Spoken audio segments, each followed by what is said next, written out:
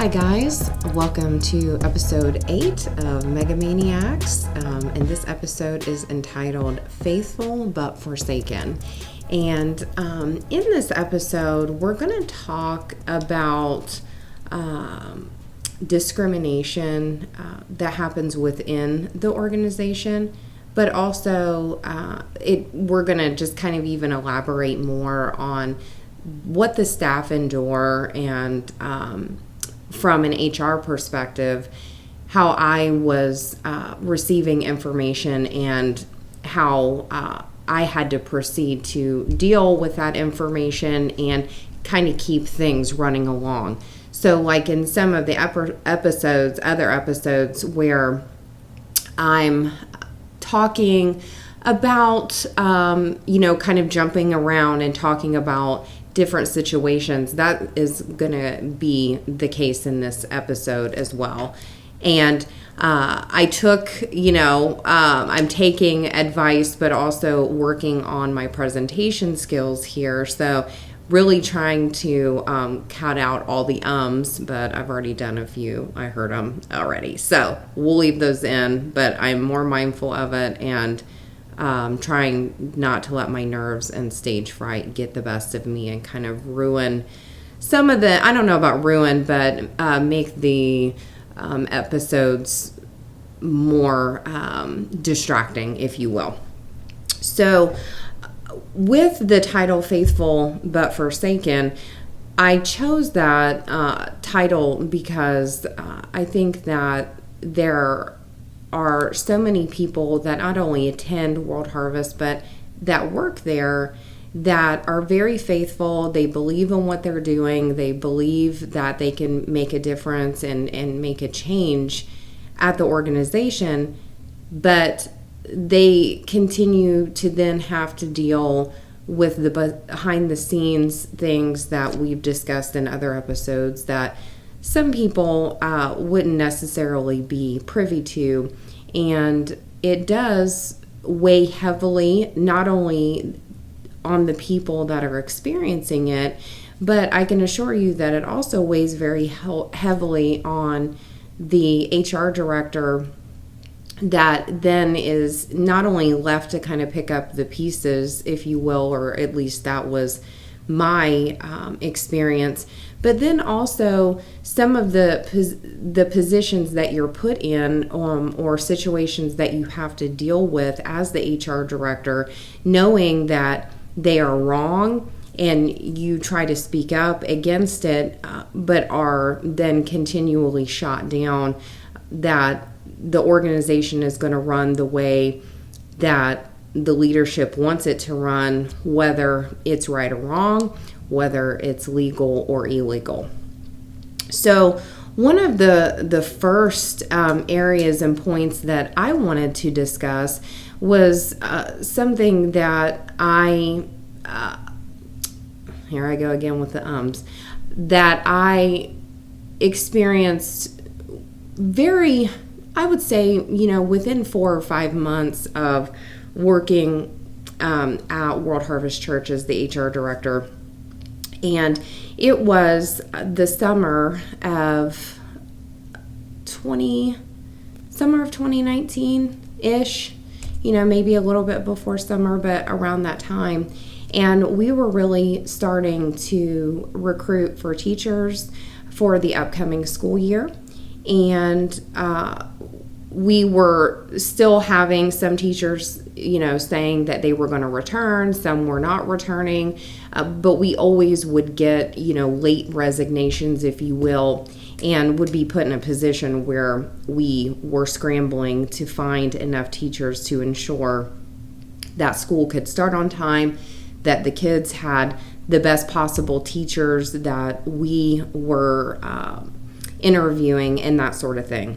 So in my, very short stint there, I was not only receiving resumes, but a part of HR, or at least in my background, was recruiting. And so I would go and try to recruit from different areas and received several resumes that would looked very good on paper, if you will. And so the process then, at least when I was first there, the process that I was accustomed to at that point was that I would get a resume. I would, if it was a good fit, then I would pass it on to the principal, to the head of school, and then to my boss to take a look at it.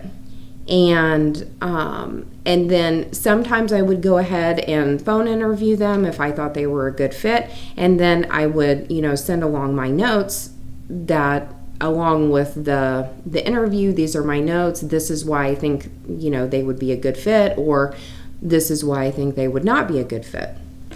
And I kept finding that especially in the lower school, which is the elementary preschool, at that time it was preschool through sixth grade, but now sixth grade has kind of moved upstairs to be more of like a middle school. So I was forwarding these resumes and was not getting any feedback, and I was very perplexed as to why I was finding, these good candidates, but I wasn't hearing anything back. And the common denominator, at least for the ones that I was really questioning, was that they were men. And so I started then asking more questions like I have had to do in other situations, because I was just not receiving any communication, why I was not, getting any feedback on these candidates that appeared to be a very good fit, and was told that, and I actually had no idea of this, but Harvest Preparatory School was sued in the early 2000s, and it kind of dragged on for years and years, but they were sued in the early 2000s because there was a young child in the preschool that was abused and beaten or spanked, however, but the verbiage that I saw was beaten. He had welts on his legs, and they sued Harvest Prep, and they won. I think it was, like a $3 million payout that they received for their child enduring this while they were in the care of Harvest Prep. And so then after that, basically, the decision was made by head leadership that they would no longer hire men in the lower school because of this happening, regardless of what the qualifications were for these men that may be applying for jobs. Now, this is illegal. First of all, we on the application for Harvest Prep and for World Harvest, we could discriminate for certain things like religious beliefs, because you are teaching at a Christian school, and so you need to believe what the Bible says and that sort of thing. But you can't discriminate against people for their race, for there's many things that you can't discriminate on. So race, their gender, those sorts of things, whether they have disabilities, you can't discriminate against those things. And I don't know if this practice of not hiring men in the lower school, started after this lawsuit was won by this family, and then it continued and, through the time that I was there. But I know for a fact when I was there, this was definitely a thing. I voiced my concerns about it. Everyone kind of shrugged their shoulders and said, I'm sorry, we know that it's wrong, but this is what we're doing. This is what we've been doing. And so you're kind of wasting your time if you continue to send us these resumes for these men in the lower school. Now, I will say towards after being there for several years, I was able to get some approval to hire some men in the lower school, but could not hire men lower than fourth grade. I was told that specifically. And again, it seems to all relate back to this lawsuit, but this is a practice. If you look at the teachers that have worked there over the years since this lawsuit happened, which will, show a clip of that, or have showed a clip of that, but the practice of not hiring someone strictly based on their gender because of a situation that happened almost 20 years ago, that is a huge issue. And again, if you look back at I know when I started there in 2019, there were no men in lower school. I don't know if there were any male substitutes that would substitute there from time to time, but there were no males in lower school. And I'm not sure about now, but I know that when I left, we had hired a male in fourth grade, and then he subsequently ended up leaving a couple weeks after school started and was replaced with a female, I believe.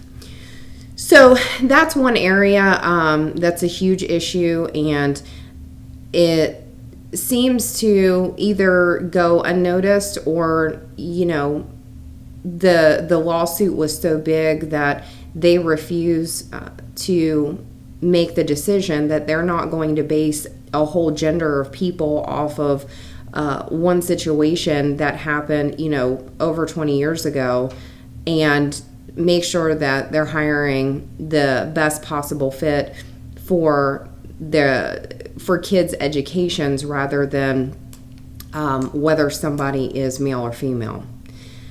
So that was one of my first introductions to that, unfortunately. And again, I'm giving, kind of my perspective from an HR position rather than, I know a lot of you have had different situations that have happened to you while working there. And I can't share some of those just because, again, I try to base things off my experiences and the things that I was directly involved in. So then, we go from that being a situation to we're going to show a couple clips of some text messages that were received by me. Some of them received, while video interviewing people that they, are being said not to be a good fit because of the social media profile, or they are being judged on, how they look, or things of that nature. And again, guys, this is in the HR world, this is a huge no-no. I mean, you're not supposed to discriminate against people on any basis. Now, at a Christian organization, obviously you can discriminate on making sure that the belief system is the same, and that, because a lot of these people are teaching and they obviously need to have the same beliefs. But in the human resources world, it's just a huge no-no that you discriminate against people for any reason, that you are to hire the best fit for the position regardless of any of these outside factors that should not be being considered whatsoever. But unfortunately they are, and you can see those in the messages that I received. And then jumping from there to, some other messages that we're going to show about staff not, the staff members working their butts off, and they are not receiving the increases that they were to receive based on their offer letters. And there's no metrics being provided. There's no reviews being provided as to why they're not receiving the increases that were discussed in their offer letters, which, do say based on performance. But again, these are people that I know were and are doing their very best. They're going above and beyond. They're doing what they're being asked and being told to do. And because of personal issues with them, or things are not being done, some things you couldn't do perfectly, even if you were doing them perfectly, if that makes any sense. And just choosing not to give people their increases because they are disliked by the first family, or someone in executive leadership doesn't like something that they're doing, or the way they're doing them. And again, certain things you can have a prerogative on, but when you're talking in the business world, if you are going to choose not to hold up your end of the bargain and do what you say that you're going to do, or give increases, there needs to be real metrics behind it on why that is or isn't happening. And so we're not basing it off of personal issues or personal beliefs, but it comes from a metrics, and that it's being used for everyone, not just certain people. And then, there's obviously, you've seen the other episodes, there are people that are being mistreated day in and day out. They're spoken to rudely, they're cursed at, they are yelled at, they are berated in front of their peers, they are, screamed at and yelled at and berated privately. But again, people are sacrificing their time and their personal lives and their families and their mental health and their health in general to serve the first family, to serve Harvest Prep and World Harvest Church and Valor Christian College. And one of the great ways of appreciating your staff is that you are paid fairly, you are given increases that you have been promised to be given based on your performance. But if you would ask these people that are not getting these things how they felt like they were performing, I would guarantee that they would talk about all of the things that they are doing and the things that they do day in and day out to please and to perform their job duties up to standard, and they're still being told that they're not doing their job correctly. And then I've got two other things that I'm going to touch on. The one being during my time there, almost 4 years, there were two situations that there were staff members that needed to be off from work for a considerable amount of time. And in these situations, these staff members had been being paid for some of their time off. And again, it was a considerable amount of time. It wasn't a day or two. It was much more than that. Now, in other situations with staff members that may have not been as close to the executive leadership team, these other staff members, which are a much longer list, these staff members were told that forced to use FMLA, which is Family Medical Leave Act, and that basically protects your job if you need to be off from work. And depending on why you need to be off from work, that's what protects your position. But you are not paid from FMLA. It just is a job protection while you are out. So to be paid while you're off during this time frame, you are required to file for short-term disability. Now, short-term disability is a great benefit that is offered at some workplaces, and it is offered at World Harvest Church, and it is to no cost to the employee, which is a great benefit.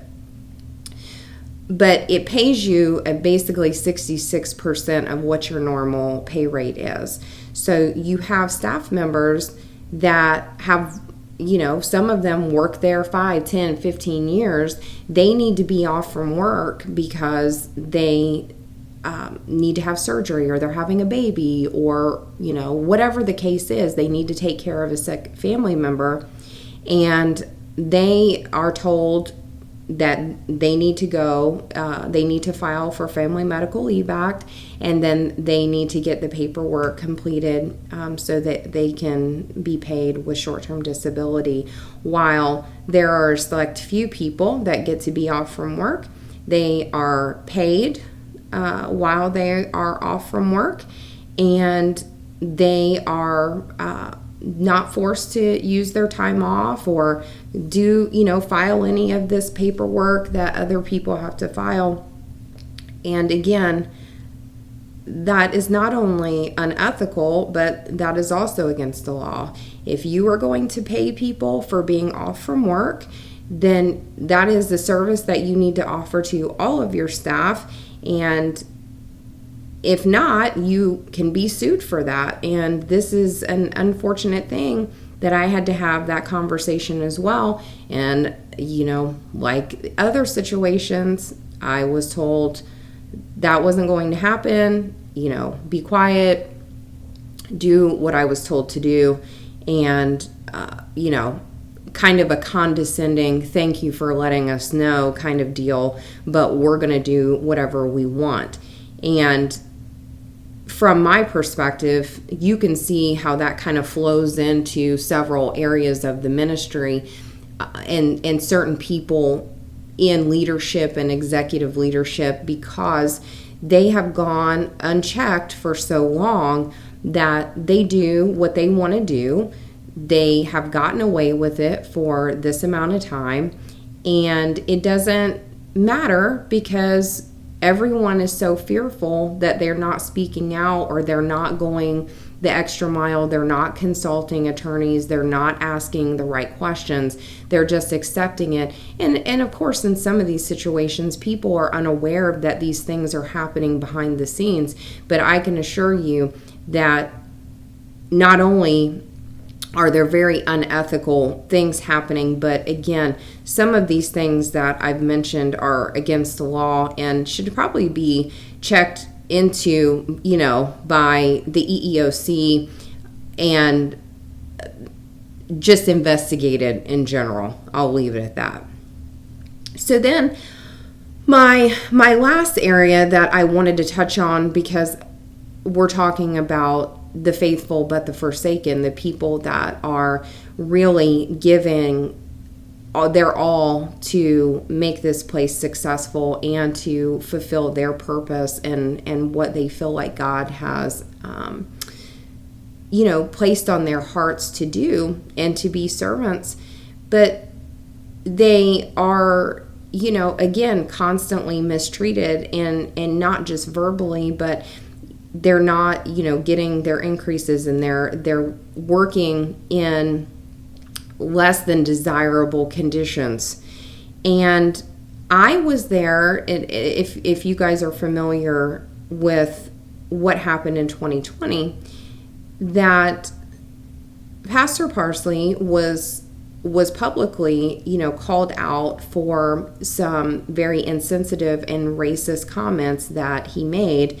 And, to the point where Larry Reed is, publicly speaking out against what was being said.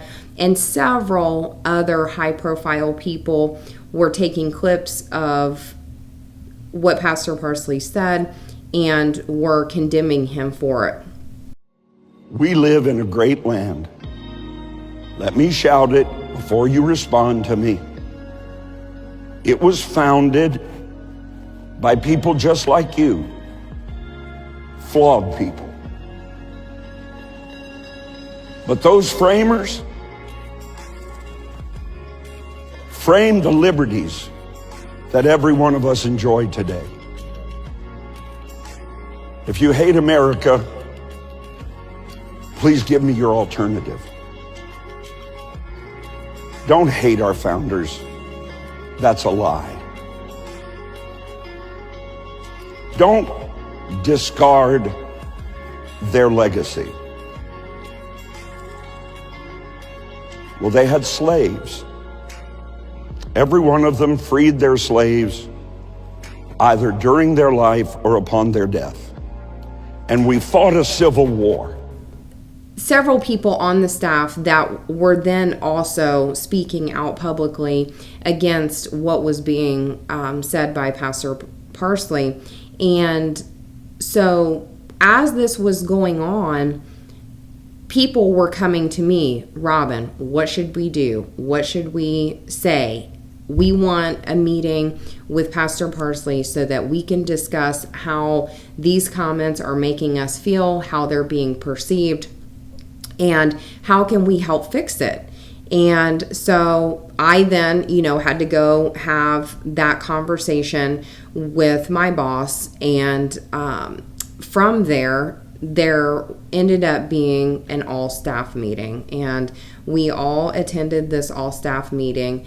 And what seemingly at first was, a public apology from Pastor Parsley for what he said and for his insensitive remarks and racist remarks, quickly went from a very brief apology to, him justifying, in my opinion, what he said and how he couldn't believe that staff members were speaking out against him and his comments.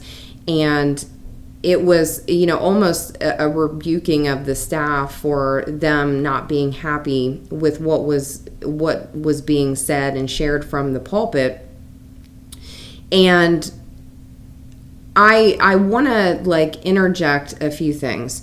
First of all, we know that pride and ego is huge, and that's also the case, in my opinion, for Pastor Parsley, because, like I said, there were several people on staff that if he were going to preach this sermon or make these comments, that he could have certainly consulted them and said, what do you think about, this sermon? What do you think about me saying this? And unfortunately, that was not done. And so you have maybe this could have been prevented. I don't know.